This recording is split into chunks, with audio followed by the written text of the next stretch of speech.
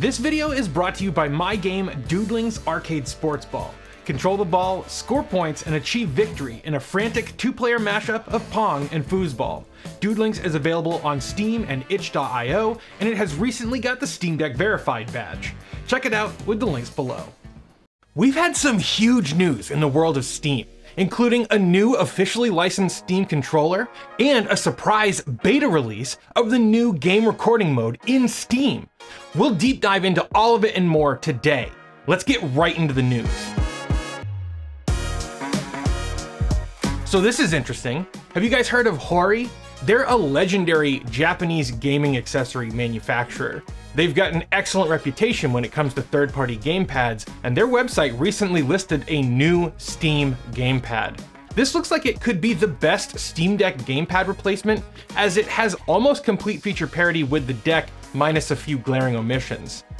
The listing includes wireless connections via Bluetooth 2.4, a charging time of 3.5 hours, continuous operation for about 12 hours. There are back paddles, L4 and R4, and two extra custom buttons, M1 and M2, right on the bottom. There's a dedicated quick access menu button, thankfully. There's support for Bluetooth, X input, and direct input, but X input only works via a wired connection. This gamepad has gyro support when the device is in Steam mode, and the sticks even appear to be capacitive, so they work just like the Steam Deck's capacitive touch sensing thumbsticks. There's also rapid fire available for the face buttons, but I've always found that to be kind of a gimmick. Now, I'm extremely excited about this controller, though it is important to note that the website mentions there is no rumble or haptic feedback of any kind. Also, just looking at it, there's clearly no touchpad, and there is no microphone input either. Now, I'm curious why they didn't include haptics here. And I'm wondering if this is based on some like unannounced Steam Controller 2 from Valve, because the fact that there isn't any rumble or haptic feedback would make me think that like there's an upcoming Steam Controller 2 with trackpads that have that kind of feedback built in. We'll see. That's all pure speculation from me on that. Now, I don't think that this is a huge deal that this Hori gamepad doesn't have touchpads built in. I know that I have said in the past that I can't use the Steam Deck without the touchpads, but if you're playing in the 10-foot experience where you're sitting on the sofa and your TV over here, and you're playing in SteamOS like game mode, then generally speaking, you're not going to need touchpads for those kind of games that you're going to be playing. It is disappointing that there is no haptics or trackpad, but I think the fact that the sticks are capacitive means that this will be an excellent PC gamepad, and it'll be perfect for your Steam Deck when in dock mode. I'm curious what you guys think about this new offering. You gotta feed that engagement algorithm and let me know your thoughts on this gamepad down below. All right, this week, Valve released a handful of community-made maps for Counter-Strike 2, which is a first for the latest version of Counter-Strike. This also just happened to coincide with the 25th anniversary of the original Counter-Strike mod being released, which was June 19th, 1999. It's wild to think that Counter-Strike is older than my youngest brother. I remember when Counter-Strike, I first played it, it was probably late 1999. My cousin had just got Half-Life, and that was a mod that was available, and I remember playing it. It was very difficult to play against people online. Anyway, the new update for CS2 brings a couple new maps, Memento and Assembly for Wingman. Then it brings Pool Day for Arms Race, and Thera and Mills for Deathmatch, Casual, and Competitive Matchmaking. There were several fixes for other maps included in this update. There were fixes for the UI and gameplay, and some tweaks to the game's recommended settings. Well, this is interesting. There's a new Humble Bundle called Strate-GOG. I could be wrong, but I think that this is a first for Humble having partnered with GOG. And I think that this is pretty cool because it's a mashup of 6 strategy games that you can get GOG keys for. For $18, you get Railgrade, which is ProtonDB Platinum, Expeditions Rome, which is Platinum, Showgunners, which is Platinum, Field of Glory 2 Medieval, which is Platinum, Hard West 2, which is Gold, and Spellforce 3 Reforced, which is Gold. Now, all of these games are redeemable on GOG, and since there are many excellent options for running your GOG games on your Steam Deck, including Heroic Launcher and the upcoming Junk Store integration, I think that this bundle makes a lot of sense for us deck gamers. There's also this royalty-free sound effect and music pack for game developers that I just bought. I picked up the whole thing, downloaded it all, and extracted it. There's some 5,500 individual sound files, just sound effects here, when I download it and get them all extracted. So if you're not interested in one, maybe pick up the other if you're into game dev. This week, the Steam Deck LCD model went on sale, and Valve announced a price cut for the LCD model because it's being phased out in favor of the OLED model.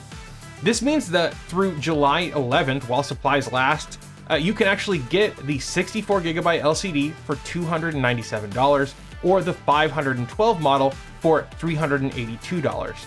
This is an excellent deal for anyone who wants to get in on the deck right now. These will only be available while supplies last, so if you're looking for a less expensive way to get your own Steam Deck, or you want to pick one up for your kid or something, this is a great way to do it. Admittedly, a child with small hands probably would have issues reaching thumbsticks and triggers or whatever, but I would say that this is probably great for a 12-year-old or older. What do you think? Will you be picking up an LCD model while it's on sale? Let me know what you're going to use it for and sound off in the comments below. This could be the very last sale that they ever do for the Steam Deck LCD, so I would love to hear your thoughts. Leave me a comment below. And while you're down there, you can like that smash button. It's the best way to tell YouTube that you want to see more videos just like this. You can also subscribe to my email newsletter to stay up to date with all the fun stuff that I'm working on. My next email is going to include a sneak peek of the prototype for my next game, so make sure that you use the links below to sign up for that so you don't miss it. So now I want to talk about the biggest news this week, and instead of writing a script about it, I want to experience it firsthand with you guys. So let's dive in. All right, so I'm literally experiencing this with you guys for the first time. So let's just launch a game and see. Remote play together, no. That's performance. I don't know, maybe in the settings? Under display, maybe? No. Maybe under in-game? No. Weird. Where would it be? Remote play? Oh, game recording right here. Okay. So it's off by default. That's probably a good thing. We have off or do not record, which Steam will not record your gameplay. Or we have record in background, and Steam will begin recording video automatically when you start playing so that you don't miss those unexpected moments. The last 120 minutes of video will be kept for you to replay or save as clips. And then there's record on demand, where Steam will begin recording only after you press Control plus F11. All recordings are automatically saved as clips. I'm just going to try record in background. Oh, wow, we got a bunch of interesting... It'll take 10 gigabytes of space, which is fine. I got a terabyte here. Enable GPU hardware encode. Yes, that's fine. Controller shortcut to add a timeline marker is Steam plus Y. And then audio recording will record all system audio. And it doesn't look like you can actually change that. Okay, yeah.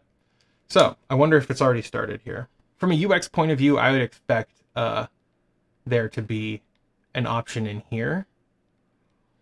But I guess it's not. Maybe it's going to be in here. Game recording, yep. Okay, currently recording all gameplay footage. Shortcut chord to drop a timeline marker is Steam plus Y. And we can view our recordings, and we can go to recording settings. Okay, so that just takes us back. Let's just play the game real quick. Okay. Let's just play Beach.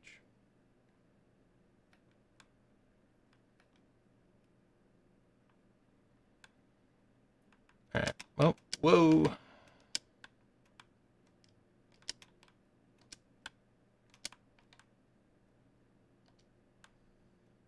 Nice. All right, let's add a marker.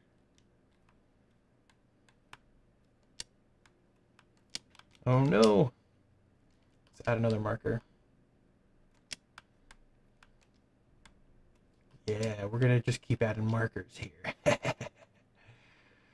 I wonder what the Steam API is going to be like to actually add markers. Because I saw like there was a... There were UI elements that were from the actual game. So I'm curious, like, if I'll be able to say, like, home team scores or away team scores as UI markers and provide, like, custom icons for scoring and pickups and stuff like that, which would be kind of cool. I would be totally in favor of that.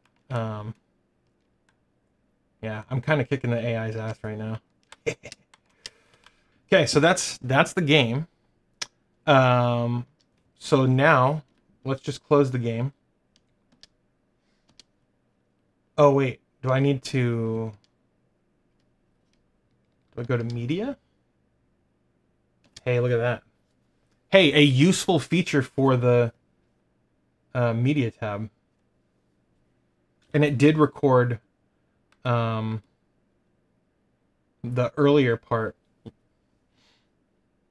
And you can see, well, I'm curious. I'm not seeing the markers in the timeline. Do I need to enable them? Oh no, that didn't do it. I just added one.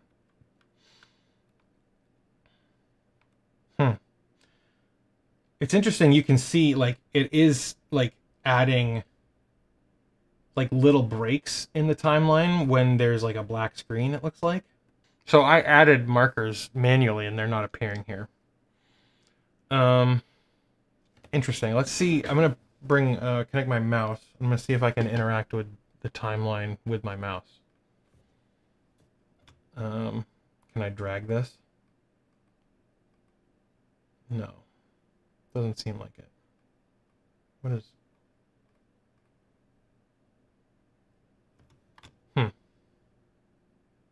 Cut.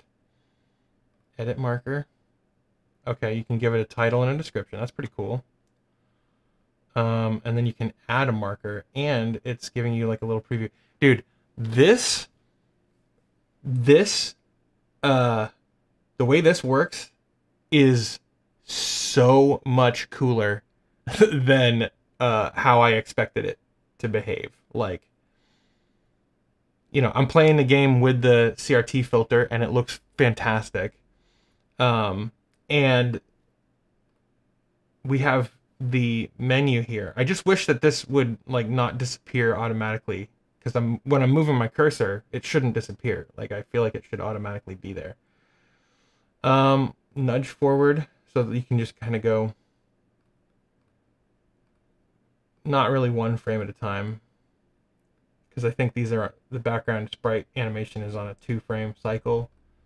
So, oh, maybe it is 1 frame. Could be. Oh, that's really obnoxious.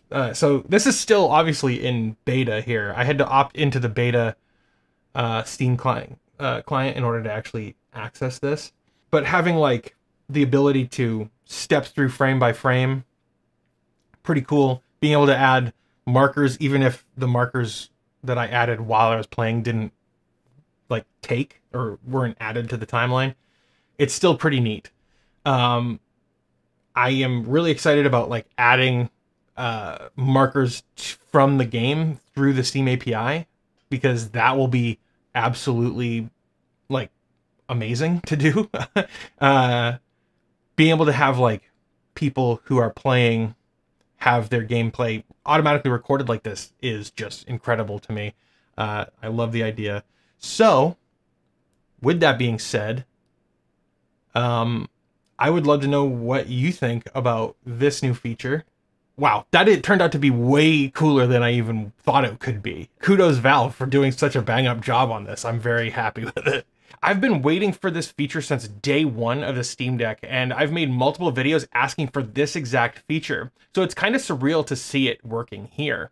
What other features do you think Valve should include with the Steam Deck? Sound off below, and maybe check out my latest feature request video that I did just a few months ago. It's wild to see how many of the features I wanted in that video have actually made it to the deck in the last 2-3 months. Thanks to all my patrons for their continued support, and I'll see you guys in the next one.